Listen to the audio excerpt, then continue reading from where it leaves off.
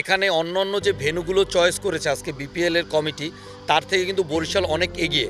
এটির মূল কারণ হচ্ছে যে আপনার হবে করে এই যে এখন যে কার্যক্রম চলছে, এটিও আমরা জানি যে এবছর 2024-এ আমরা বিপিএল দেখবো, আমরা আশা করেছিলাম।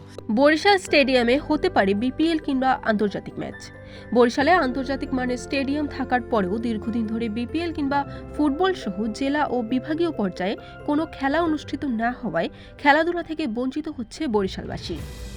বাংলাদেশ ক্রিকেটের সবচেয়ে জমজমান বিপিএল এর এবারের আসরের পর্দা উঠবে আগামী 30শে ডিসেম্বর। এবারের আসরেও অংশ নিচ্ছেন গতবারের চ্যাম্পিয়ন ফরচুন বরিশাল। তবে ঘরের মাঠে খেলা অনুষ্ঠিত না হওয়ায় হতাশ বরিশালের ক্রিকেট প্রেমীরা।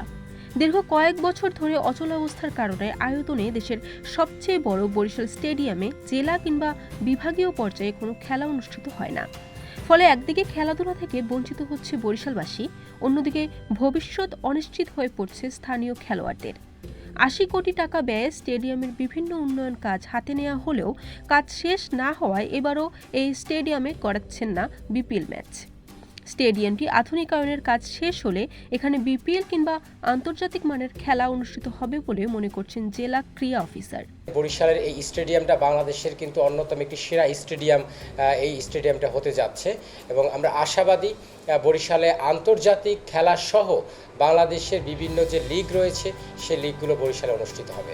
অচলাবস্থা কাটিয়ে জাতীয় ও আন্তর্জাতিক পর্যায়ের খেলোয়াড় তৈরিতে নিয়মিত লিগ ও টুর্নামেন্ট আয়োজনের মাধ্যমে এই স্টেডিয়ামটি প্রাণবন্ত করার দাবি বরিশালবাসীর। ফারহানা করিম তুলি, বরিশাল।